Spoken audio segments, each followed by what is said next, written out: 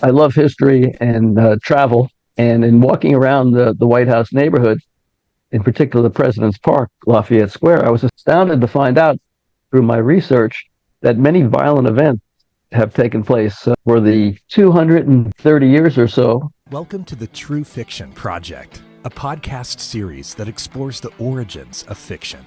Every week, we begin with an interview, nonfiction, followed by a creative piece, fiction, inspired by something from the interview. The idea is to demonstrate, of course, that fiction is born out of our life experiences. Now, here's your host, storyteller, author, public speaker, health and wellness expert, Reenita Hora. Welcome to the True Fiction Project. I am your host, Reenita Hora, and I have with me today a guest who was formerly a writer for Jay Leno's The Tonight Show.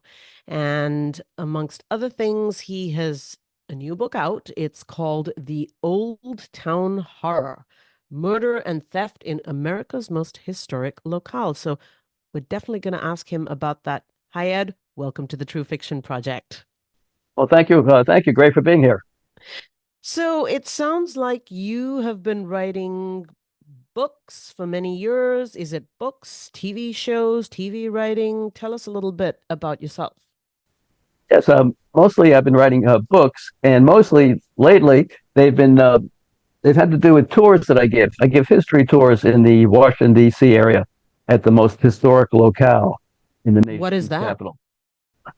For example, the grounds of the Capitol building, Of or course. the park, the park across from the White House, Lafayette Square, Georgetown, historic village just west of the White House. Fascinating. I definitely want to ask you about that. But before I do, how do you make the switch from writing for Jay Leno and The Tonight Show to writing about the Capitol or DC? Well, it was really by chance that I got to work for Tonight Show for a while, and also for the White House for a while as a speechwriter. It happened around the same time, and it happened through similar circumstances. I was writing as a technical writer in computer companies. I was writing as a humorist, writing humor books and satires, which itself is sort of a strange combination. Mm-hmm. And at the time, I took my best material, my best humorous material, sent it to the White House, took my best expository writing, speech and opinion material, sent it over to the White House. And to my shock, I got letters back from both asking me to work for both. And I found that working for either was very similar and akin to making sausage, where they would... Okay. Sausage Making making. sausage. All right. For comedy writing or for presidential writing. Why was it akin to making sausage? Because in both cases, they use many writers from across the country, either on site or scattered throughout the different states.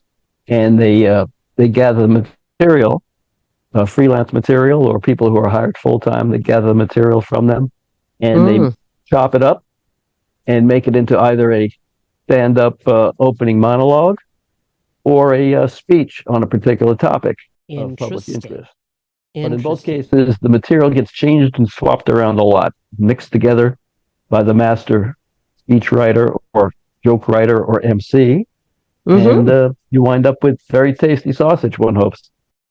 Tasty sausage. So are you saying to us then, Ed, that everything that our presidents tell us in their speeches is a joke? Well, this is a political season. You could say that, but hopefully things come out in a very tasty and well-received and sometimes humorous manner. Yes, just like a sausage. Okay, so are we led to believe then that there is a lot of murder and crime and horror and stories, I mean, the horror stories that we don't know about, taking place in America's most historic locale? Well, you might be shocked. I tell the guests on my tours that any scandal or misbehavior that I mentioned, of course, occurred in the distant past, at least 70 years or so before that.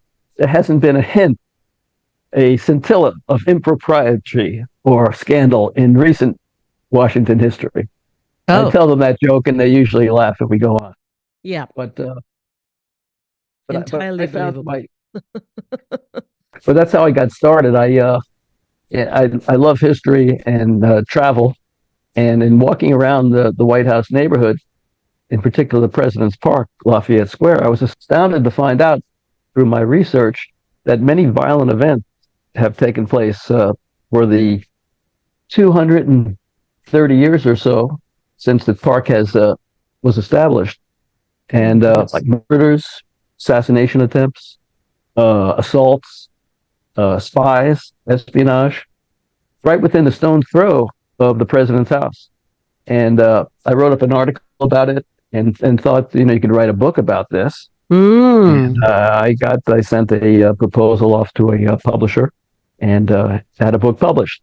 The White House's Unruly Neighborhood: Crime, Scandal, and Intrigue. Okay, so that was a particular book. It was called The White House's Unruly Neighborhood. Yes, and that was a nonfiction book, all I true see. stories, Mm-hmm.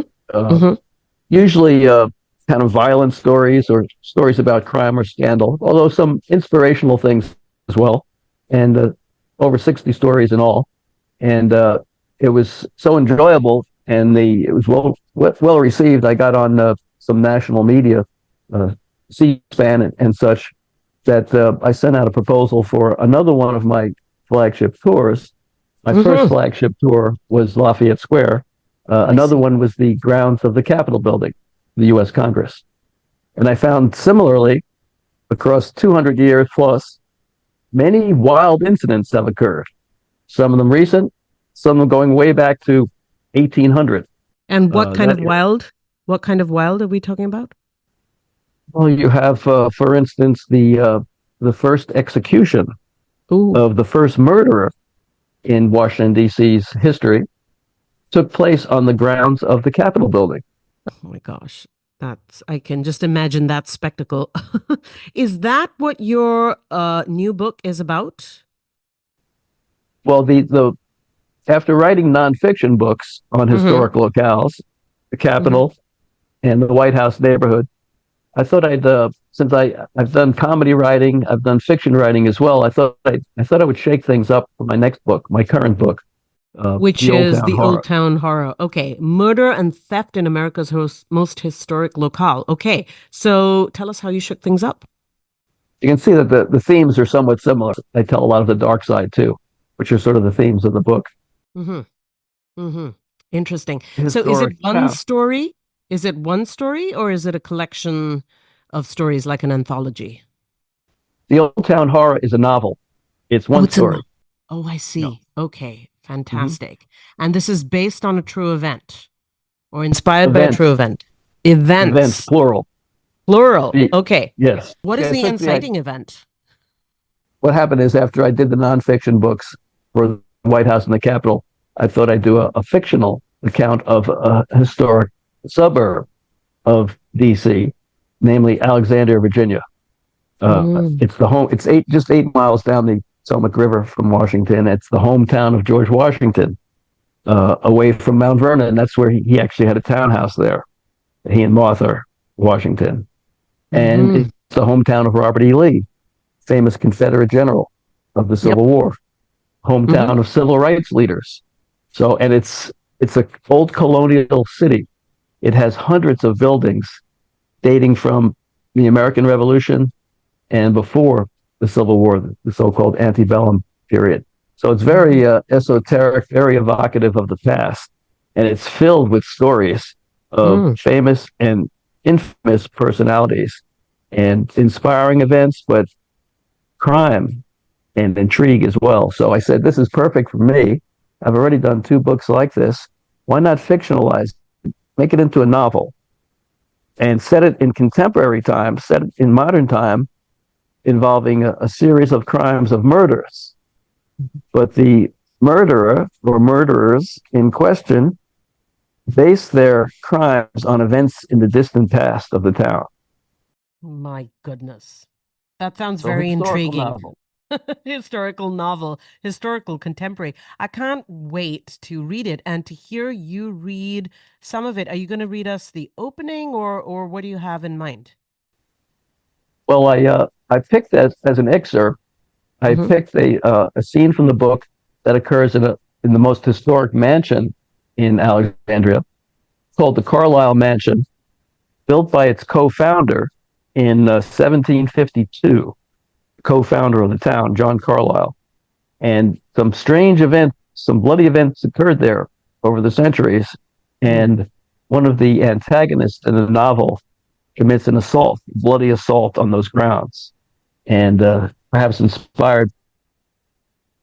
My excerpt has to do with the Carlisle Mansion and the coming assault there. Your excerpt has to do with the Carlisle Mansion and the events that took place there.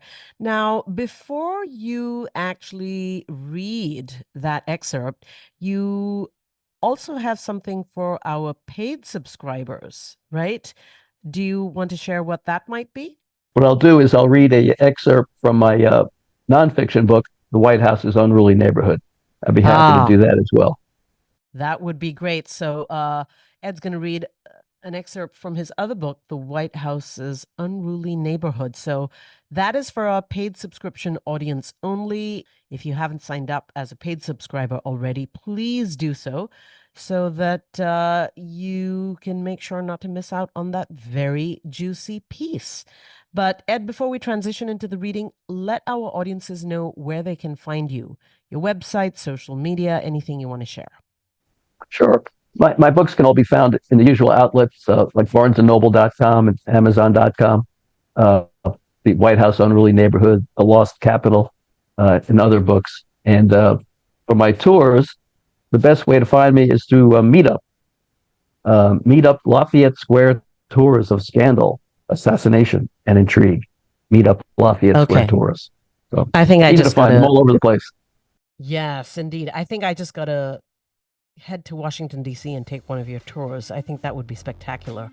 Okay, Ed, in your hands. Let's hear it. And now to the premise of the True Fiction Project, which of course is to create fiction out of nonfiction. As they approached the Carlisle Mansion, Ted thought of its incredible and often bloody military history, of General Braddock and the young Major George Washington, and their ill-fated fight in the Indian wilderness near Fort Pitt, today's Pittsburgh, and the Civil War Hospital at its locale with its doctors, amputees, and rebel spies, including the town's most colorful character of the late unpleasant, the slender, fair-skinned Confederate agent with a grandiose name, Benjamin Franklin Stringfellow. Early Americans loved naming their son after founding fathers. The Carlisle House, as the city's largest mansion and then a hotel complex owned by a Southern advocate, was a prime candidate for confiscation and rejiggering as a Union Army hospital. And the Northern officers recuperating there offered a matchless opportunity for a rebel spy to obtain intelligence. Benjamin Franklin Stringfellow trained as a dentist's aide and gained employment as such at the mansion. He befriended Union officers recovering from jaw and teeth wounds. From them, he elicited valuable information on Union morale, supplies, and deployments. Being slim, as befitting his last name, Stringfellow, as well as lightly bearded and rather feminine looking, Stringfellow sometimes impersonated a lady and danced with and beguiled captains and colonels at Union soirees, his alert ears calling in military secrets, as well as the sweet nothings whispered in his ears. Ted smiled in recalling this story. There had been so few lighthearted moments in recent days of mayhem. Then, hearing the rustle of his friend Harmony's clothes beside him, he snapped back to the present. In the black of the night, the duo passed through the Carlisle House entranceway. The pair passed by the war cannon from the French and Indian War. Ted wiped droplets of a light mist from his glasses. Harmony bent down for a moment, borrowed Ted's flashlight, and examined the moistened lawn. "What is it?" asked Ted. "The grass looks disturbed, like someone went by here recently." "Well, it could be our man," said Ted, "or it could be anyone who came by here." It's hard to tell in the darkness, Harmony replied, but I think there were two people here. She got up, wiping her hands off the grass and mud, and they continued along. Ted wondered if he should have brought along his Sig Sauer P320 handgun. Harmony looked around nervously, imagining the cops arriving to arrest Ted for the second time, and imagining the killer, lurking about. Despite her innate courage, her hands trembled in memory of the Wilkes Cemetery attack a few days before. Meanwhile, a story about the Carlisle Mansion's construction flashed through Ted's mind. He often brought tour guests across the lawn to its walls, where he told them of a strange superstition that Scotchman John Carlisle not only believed in, but had put into practice. From time immemorial, the black magic of a black cat, the same creatures featured in today's Halloween tales. Such cats, black cats, were said to possess evil powers, but powers that could be deployed for a positive purpose. So, when his workers were laying the foundation stones for his mansion in 1752, Mr. Carlisle issued an unusual order that a black cat be walled up alive within the foundation stones. The terrified cat slowly suffocated. Its shrieks and wails, its caterwauls, penetrated the thick stones out to the laborers on the lawn. It was Carlyle's belief that the angry spirit of the killed cat would forever haunt the house and scare away any other evil spirits attempting to approach. The trick may have seemed to work, as the Carlisle house, well into its 3rd century, looked as sterling as it did when it was first built. Ed, thank you so much. That was fascinating, and I cannot wait to read the rest of that story for real. Thank you, Ed, for being on the True Fiction Project. It was a pleasure to have you as a guest today. Thank you so much. Great to be here.